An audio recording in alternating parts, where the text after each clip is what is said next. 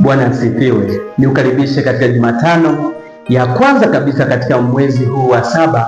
Tunayo furaha ya kumshangilia Bwana kwa wema wake na upendo wake ambao umedumu katika maisha yetu. Sikiliza kidogo, ni mwendelezo wa siku 70 za maombi na mada ya wiki hii, na katika Jumatano ya leo, ahadi za Mungu. Ahadi za Mungu kwako na kwangu. Unajua kuna ahadi nyingi sana katika Biblia, lakini natamani leo nikufunze habari njema na ahadi kuu 3 ambazo mtu anapaswa kuzielewa. Ahadi ya kwanza ni hii katika Yohana 3:16.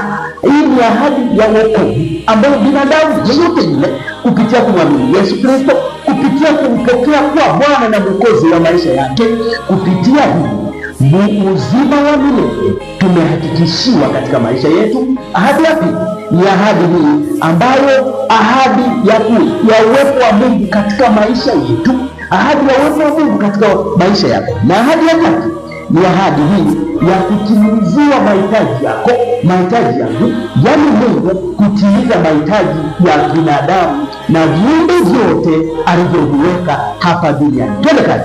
Katika siku ya leo, sikiliza kidogo. Katika ahadi hii ya uwepo wa Mungu katika maisha yako, uwepo wa Mungu wapendwa, ni jambo halisia.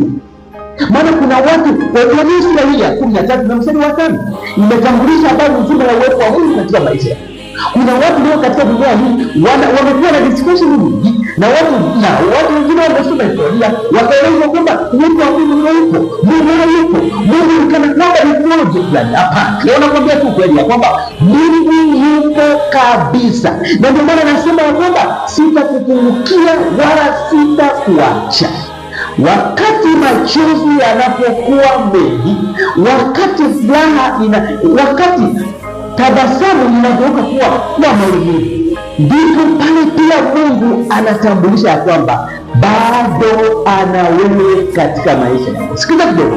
Ahadi hii ya uwepo wa Mungu kwenye maisha yako ni ahadi halisia, na hiyo unaona hata hivi vitu ni ahadi halisia. Hili sio jambo la kana kwamba la kubipu, ni jambo halisia. Na sikiza na mtu ambaye hapa amekuwa na mashaka juu ya uwepo wa Mungu katika siku ya leo ya maombi, nikwambie tu ya kwamba Mungu yupo duniani na Mungu yupo mbinguni. Huyu anajishughulisha na maisha yako. Acha kuogopa kitu chochote kile, ajalishi upo katika wakati upi. Ahadi ya tatu ni ahadi ya kutimiziwa mahitaji yako, aidha kazi, elimu, cheo, vitu vingine. Watoto, kuna watu hapa leo tunaenda kuomba, wanatafuta watoto, wanatafuta kila kitu katika maisha yao. Hii ni ahadi ambapo tunasoma katika Wafilipi 4 na mstari wa 19, Yesu Kristo anadhibitisha ya kwamba bado anatoa mahitaji kwa watoto wake. Na nikwambie tu, Yesu atatoa mahitaji yako na mahitaji yangu mpaka atakaporudi mara ya pili. Mpaka atakaporudi mara ya pili. Kataa ukubali, ajalishi leo umekosa, ajalishi jana ulikosa. Nikuhakikishie, endelea kudumu katika kumwomba Mungu.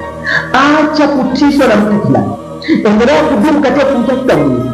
Acha kuogopeshwa na mtu fulani ya kwamba mambo yako, maisha yako yamevunjika.